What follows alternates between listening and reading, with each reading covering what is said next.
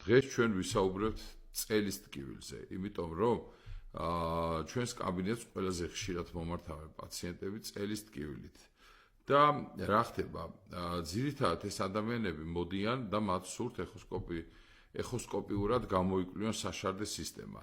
ანუ ჩვენში არსებობს ესეთი სტერეოტიპი, რომ პაციენტები წელის ტკივილს უკავშირებენ პირდაპირ თირკმელებს და რომ მოდიან გვეუბნებიან, რომ მათ უნდათ საშარდე სისტემის, ანუ თირკმელების გამოკვლევა.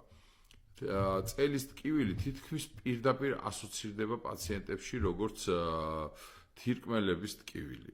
ეხლა დღეს ვისაუბროთ, რამ შეიძლება სინამდვილეში გამოიწვიოს წელის ტკივილი. ჩვენ შეგვიძლია ორად გავყოთ ესე ძალიან გასაგებად რომ მარტივი იყოს.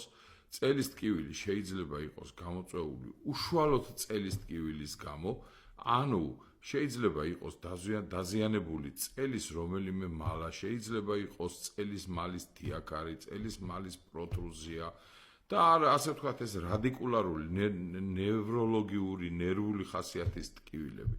ეს ერთი და მეორე შეიძლება მართლაც და იყოს ეს ტკივილი გამოწვეული თირკმელიდან. მოდი ჯერ ვისაუბროთ, როგორ გავარკვიოთ ეს ტკივილი არის თუ არა საყრდენ მამოძრავებელი სისტემიდან წამოსული ტკივილი. როდესაც ჩვენ ვიწყებთ პაციენტის გასინჯვას და ვიწყებთ თირკმლის ნახვას, მარჯვენა თირკმლის გასინჯვის შემდეგ ძალიან ხშირად მოუწოდებთ პაციენტებს, რომ გადმოbrunდნენ ჩვენ მხარეს. აი ზუსტად იმ გადმოbrunების პროცესში პაციენტს იმდენად ძლიერი ტკივილი აქვს საყრდენ მამოძრავებელი სისტემის და ამ შემთხვევაში ხერხემლის, რომ მას გადმოbrunება ძალიან უჭირს.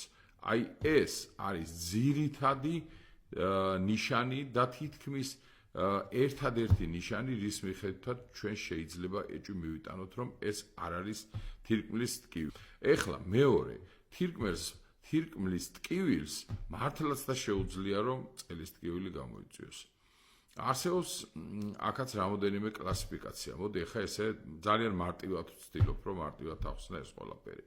თირკმლის ანთების დროს, როგორც ქრონიკული, ისე მწვავე ანთების დროს, თირკმლის ყრუ ხასიათის ტკივილი არის შესაძლებელი და ეს შეიძლება წელის მიდამოშიც აისახებოდეს. თუმცა მოძრაობას მაინც და მაინც, რა თქმა უნდა, ხელს არ უშლიდეს. და აქ არის კიდევ ერთი მომენტი, რომ როცა არის თირკმლის ანთება და მის მიერ გამოწვეული ტკივილი, აუცილებლად მას თან ახლავს ძალიან ხშირად თან ახლავს ტემპერატურა, შემცივნება, საშარდე მილის წვა და კიდევ სხვა საშარდე სისტემის დაავადებებთან ასოცირებული სიმპტომები.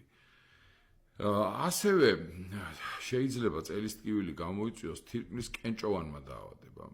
აქაც ეს ორად უნდა გავყოთ. არის მოზრდილი ზომის კონკრემენტები, რომლებიც მოთავსებული არის თვითონ თირკმელში, არ იძვრის იქიდან. ეს თირკმელში ამას ეწოდება მენჩფიალოვანი სისტემა. ყველა ხვდებით ალბათ, რაც არის ეს მენჩფიალოვანი სისტემა და აი აქ თუ არის მოთავსებული კენჭი, ანუ კონკრემენტი, რომელიც თავისი სიდიდის გამო რაღაც გარკვეული მცირე ვიბრაციებით მოძრაობს თირკმელში, ეს მუდმივად აღიზიანებს თირკმლის შიდა ლორწოვანს და იწვევს უსიამოვნო შეგრძნებებს. იწვევს როგორც ტკივილს, ისე იწვევს ძალიან სუსტ შემცივნებას და ზოგჯერ დაბალ ტემპერატურასაც კი. ეს კიდევ ერთი. და რჩება თირკმლის ჭვალი, ეგრეთ წოდებული კენჭის გავლა. როცა კენჭის ზომა არის დაახლოებით 1 მმ-დან 12-14 მმ-მდე, აბსოლუტურად შესაძლო არის, რომ კონკრემენტი მოხვდეს საშარდე მილში და აი ამას შეიძლება გამოიწვიოს წელის ტკივილი, თუმცა ეს ტკივილი იმდენად ძლიერი არის, რომ მედიცინაში ესე ამბობენ ხოლმე, რომ აღნიშნული ტკივილი მშობიარობაზე ძლიერიც კი არის. აღნიშნული ტკივილი იწყება წელის მიდამოში და აუცილებლად გადმოდის ირადიაცია, ანუ ტკივილი გადაეცემა მცირე მენჯისკენ, ანუ ჩვენ რო ვეძახით პატარა მუცელს, ქვემოთ მცირე მენჯს და შემდეგ უკვე გადადის შარდის ბუშტისკენ და გადადის საშარდე მილისკენ. ამას შეიძლება თან ახლდეს გულისრევა, ღებინება და ასევე ტემპერატურაც კი.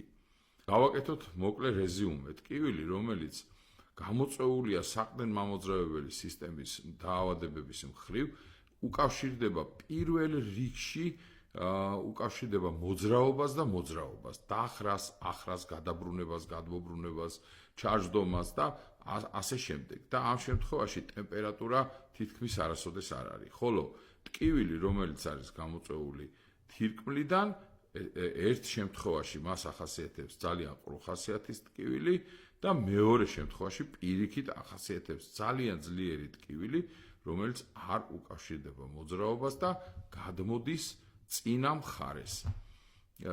აი ესე მოკლედ შეიძლება ახსნათ რისგან შეიძლება იყოს გამოწვეული წელის ტკივილი. მადლობთ ყურადღებისთვის.